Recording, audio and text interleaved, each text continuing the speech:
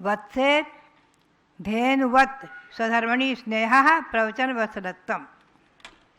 जैसे गाय का अपने बछड़े में प्रेम होता है, प्रीति होती है, वात्सल भाव होता है, और उसे चाटती रहती है, प्यार से दूध पिलाती है, वैसे ही अपने सहधर्मी बंधुओं में, सहधर्मी साधु आदि के चतुर्विध संघ में जो स्नेह होता है, चतुर्विध संघ के प्रति जो स्नेह है, मुनि आरिका छिलक छिलका श्रावक श्राविका आदि का जो परस्पर में स्नेह भाव है, वात्सल्य भाव है, वही यहाँ प्रवचन वत्सलत भावना है।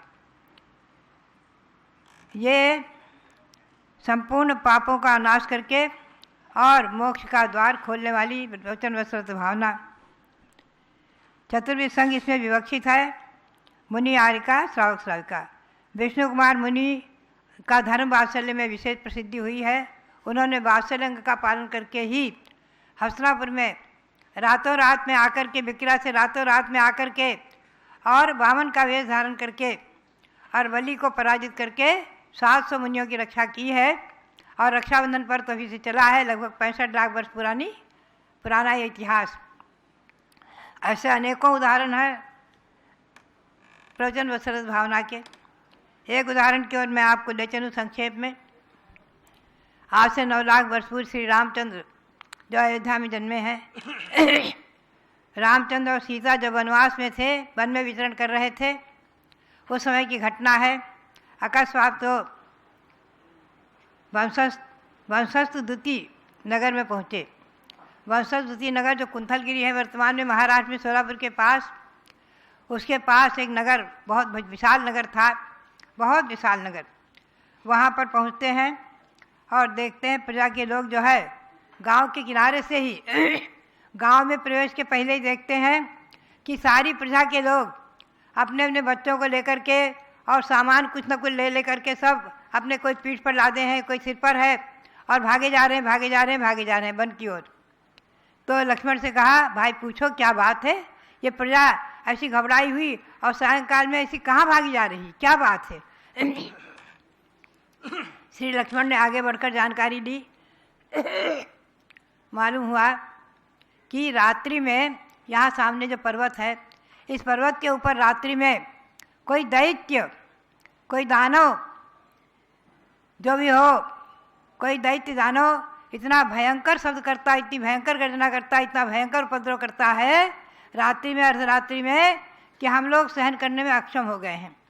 कई एक बच्चे उनके प्राण चले गए, कई एक गर्भवती महिलाओं के गर्भपात हो गए, कई एक वृद्ध लोग जो अस्वस्थ थे, कमज़ोर थे, उनके प्राण निकल गए।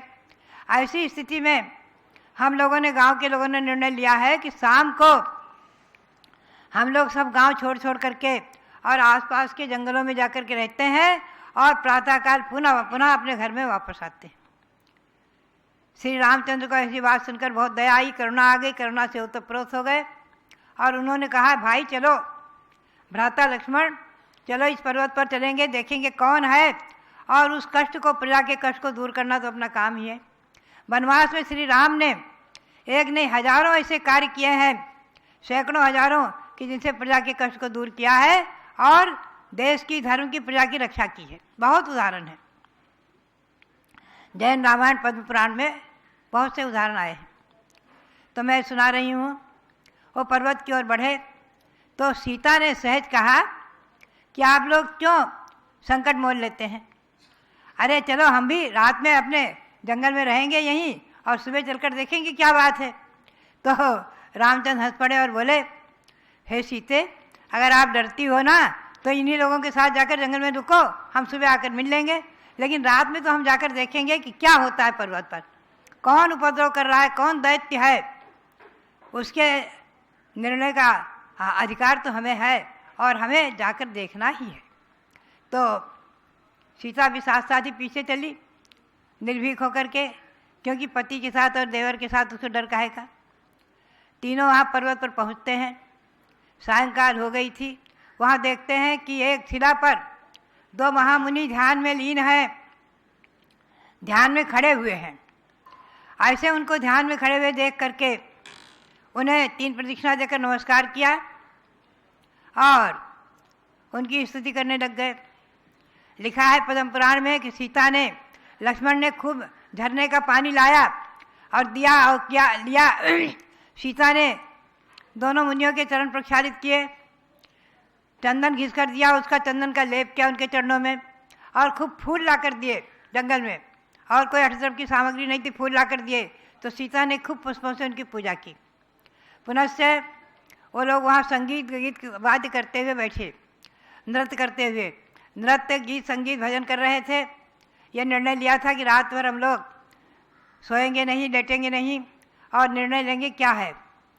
अर्धरात्रि होती है, एकदम गर्जना चालू हुई, भयंकर गर्जना, और भयंकर गर्जना के साथ साथ भूत प्रेत नाचने लग गए।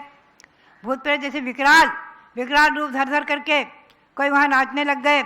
और भयंकर गर्जना सुन करके देख करके श्री राम ने समझ लिया कि कोई न कोई दैत्य, कोई न कोई असुर, कोई न कोई देव है जो ये मुनियों पर उत्सर्ग कर रहा है। कोई हो सकता है पूरी तरह का शत्रु। ऐसा निर्णय करते ही और सीता को मुनियों के बीच में जो जगह थी वहाँ बिठाला, बोले आप चुपचाप यहाँ बैठिए। और दोनों ही जरा लक्ष्मण और राम दोनों ही अपनी धनुष बाण को उठाया। अपने धनुष बाण को उठाकर जो टंकार लगाई तो एकदम मानो पहाड़ ही काँप उठा और गर्जना की। जैसे वो दैत्य गर्जना करता था उससे दूनी ये करते थे। महाशक्तिशाली महापुरुष बलभद्र के अवतार, नारायण के अवतार।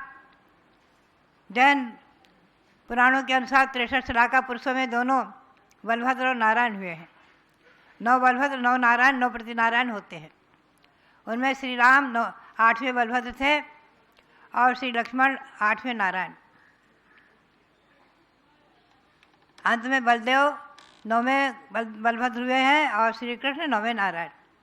तो इस प्रकार से ये दोनों खड़े हो गए सामने, और दैत्य के साथ अव्यक्त वो सामने नहीं आ रहा था, अव्यक्त रूप में विक्रिया से अपने रूप को छिपाकर उत्सर्ग कर रहा था। भयंकर गर्जना, बाणों की वर्षा, भूत प्रेत आदि को बिल्हार करके विकराल अग्नि उगलना आदि करने लग गया, भयंकर उत्सर्ग करने लग गया। जैसा कि कमटचर देव ने, संबर जाति की जोशी देव ने भगवान पार्श्वनाथ पर किया है, उपसर्ग चल रहा था। और श्री राम और लक्ष्मण भी उससे अधिक गर्जना और बाण वर्षा करने में तत्पर थे। अंततो गत्वा वो, उसका नाम था अग्निप्रभ देव। हाँ, तो अंततो गत्वा देव पराजित हुआ, और पराजित होकर के एकदम उसने अपने अवधि ज्ञान से जाना कि ये बलभद्र और नारायण के अवतार हैं, इनसे तो हम जीत ही नहीं सकते। हजारों देव इनकी रक्षा करने वाले, इनकी पूजा करने, देव भक्ति करने वाले हैं। और वो हतप्रभ होकर भाग गया, और इधर देशभूषण कुलभूषण को केवल ज्ञान प्रकट हो गया, केवली बन गए, गंधकुटी की रचना हो गई। आप चिंतन करें, वो कुंथलगिरी पर्वत पूज्य है।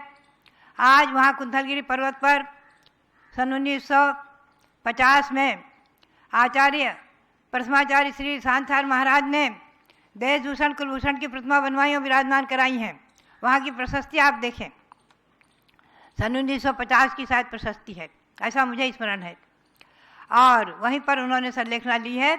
दोनों मुनियों की मूर्ति और 24 भगवान की मूर्ति, भगवंतों की प्रतिमाओं का प्रतिदिन वहाँ पंचामृत अभिषेक होता था। आचार्य श्री बैठ कर देखते थे, और जब बैठने की ताकत उनकी नहीं रही, 26 उपवास के बाद गुफा से बाहर नहीं आए, तो गुफा में ही भगवान विराजमान करके उन्हें अभिषेक दिखाया जाता था। और हम सभी लोग जो वहाँ साधु ठहरे हुए थे, एक पीतास्त्र नाम से मुनि भी थे, हम कई एक लगभग 16 छिलिकाएँ थीं और छिलक थे, ब्रह्मचारी आदि सब लोग जो थे वहाँ प्रतिदिन अभिषेक होता था और हम सब लोग देखते थे।